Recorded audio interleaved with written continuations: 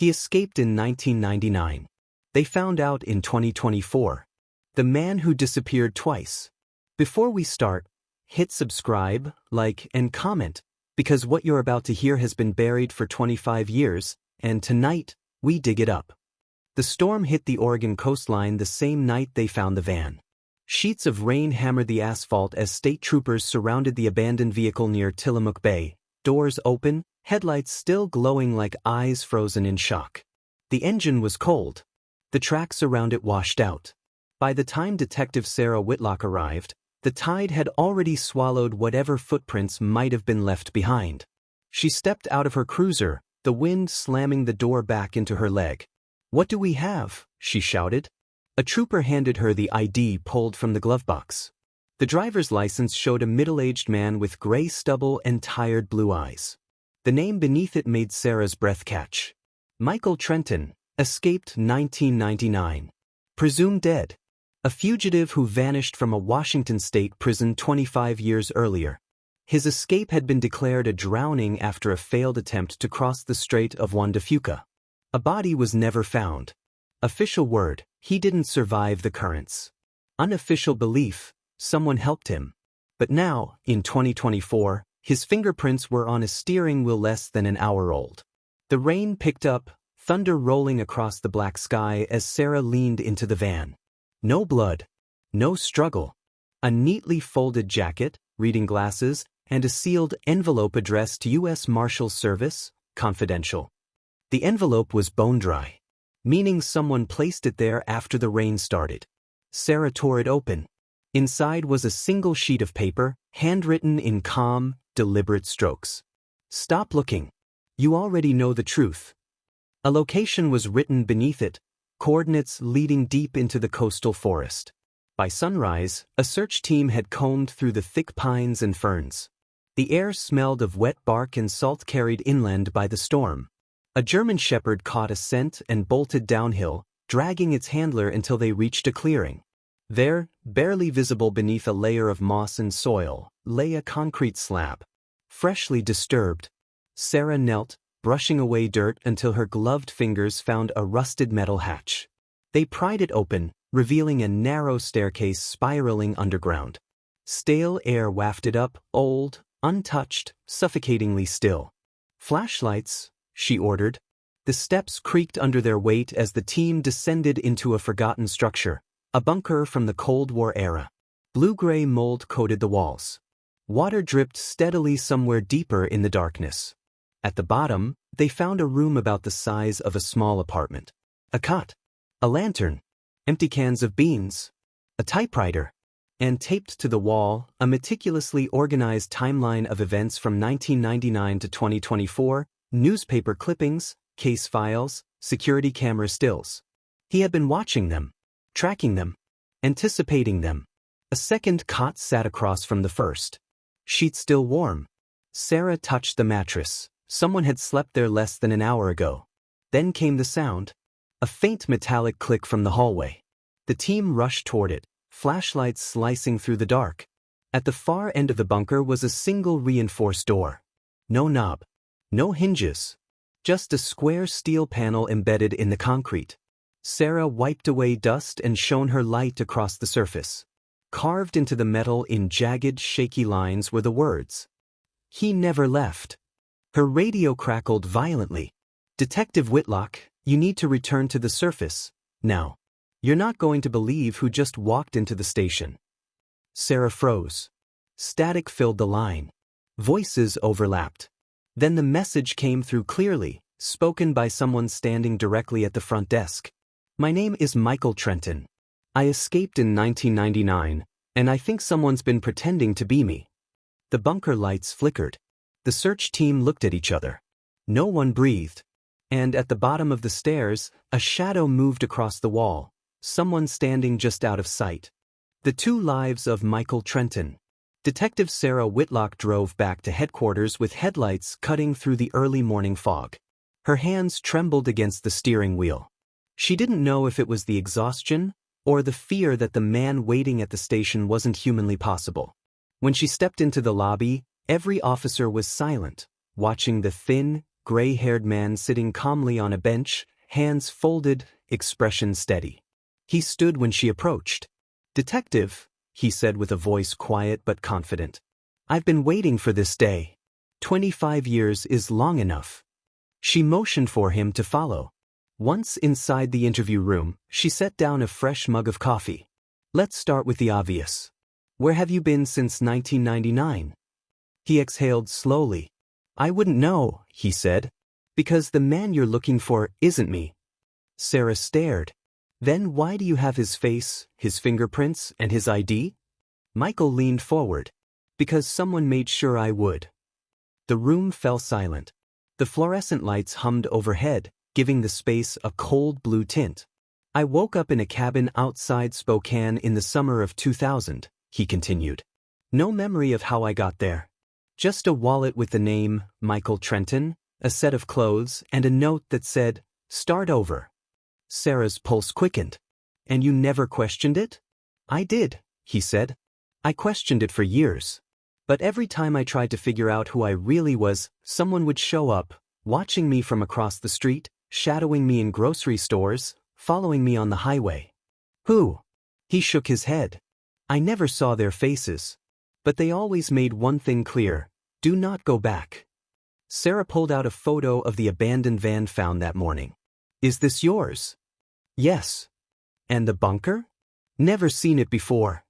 Before Sarah could respond, an officer burst into the hallway and knocked on the door. "We've got a problem," he whispered urgently.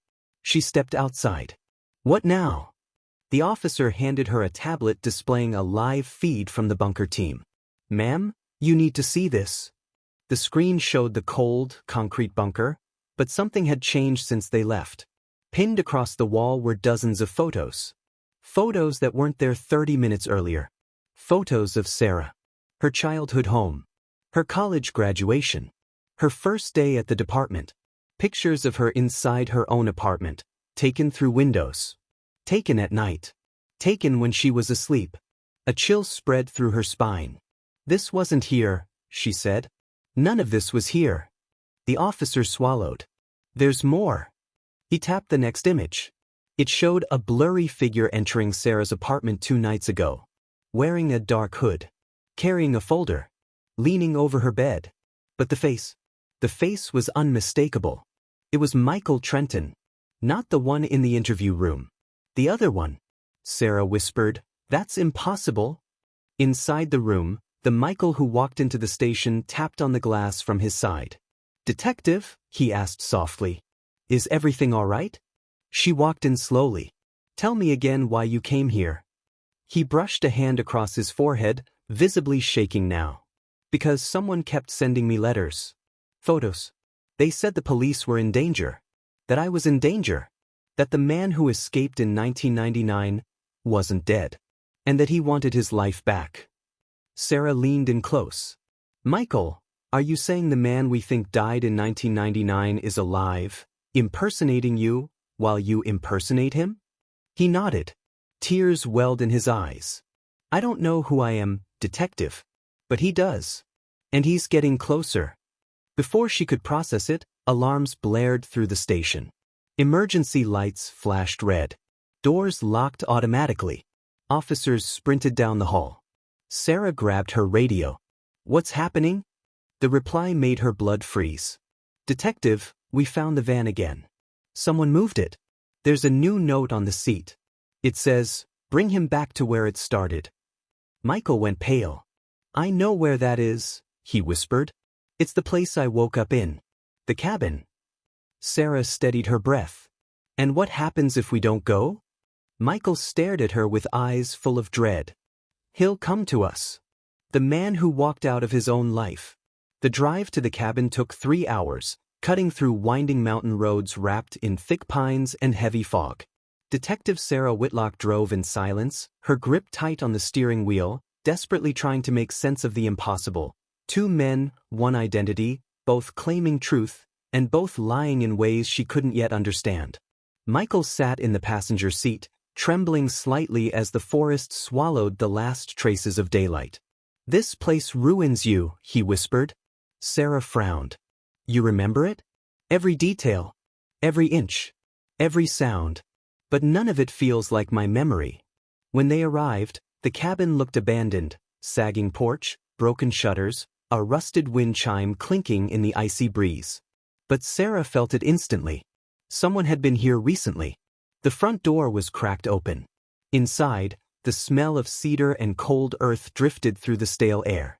Sarah raised her flashlight, its beam slicing across dust-covered furniture, a silent fireplace, and a threadbare rug curled at the edges. Then she saw it, the same typewriter from the bunker, sitting on a table in the center of the room. A single sheet of paper was rolled into it. One line typed at the top. "You brought the wrong one." Sarah's breath hitched. She spun toward Michael. His face had gone pale. "I don't understand," he whispered. Something shifted in the shadows behind him. A tall figure stepped out, hooded, wearing gloves, moving with cold precision. Sarah raised her gun, but the man didn't flinch. He pulled back his hood. And the world stopped. It was Michael. The same face. The same age. But his expression held none of the fear or uncertainty of the man beside her. His eyes were sharp, calculating, eyes that remembered everything. "Hello, detective," the second Michael said calmly. "Glad you finally found me." Sarah kept her gun steady. "Don't move." But he only smiled. "You think this started in 1999? That's just when the paperwork stopped. That's when they wrote that I drowned and closed the file." He stepped closer, voice low and controlled. "I walked out of that prison with help. Someone wanted me gone, but not dead. Someone who needed a blank identity. A clean one." He pointed to the Michael beside her. He was the replacement. The man beside Sarah shook his head violently. "That's not true. I'm not a replacement. An asset," the real Michael interrupted. "A body with no past. No history. Easy to mold. Easy to place. Easy to hide." Sarah lowered her gun slightly, her mind racing. "Who put him there?" Michael's smile faded. "You're not ready to know their name." He turned his gaze toward the frightened man shaking beside her. "But he is. Because it started with him." The imposter backed away, hands trembling. "I didn't choose this. They made me." "You were dying," the real Michael said. "You begged for a new life. So they gave you mine." Sarah stepped between them. "That's enough. Both of you stay where you." The floorboards creaked. A soft metallic click echoed from beneath the rug. Sarah recognized the sound instantly, a pressure trigger. "Move," she shouted. But the explosion never came. Instead, the trapdoor beneath the rug swung open, slamming against the floor as if forced by a mechanism. Below was a narrow passage leading underground, the same concrete walls as the bunker. And deep inside the tunnel, dimly lit by a single blue bulb, stood a third silhouette. Not Michael. Not the imposter.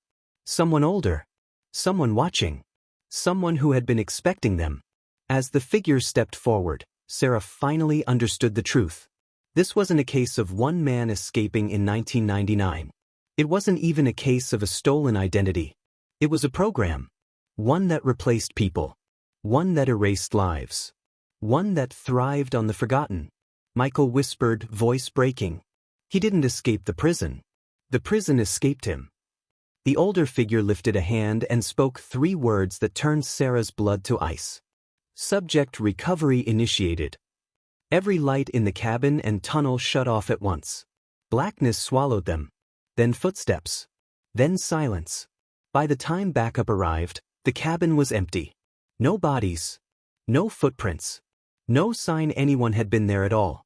Only the typewriter remained. And a fresh sheet of paper bearing a new line. He escaped in 1999. They found out in 2024. And now, he's gone again. If you think this story was intense, you're not ready for the next one. Hit subscribe so you don't miss it.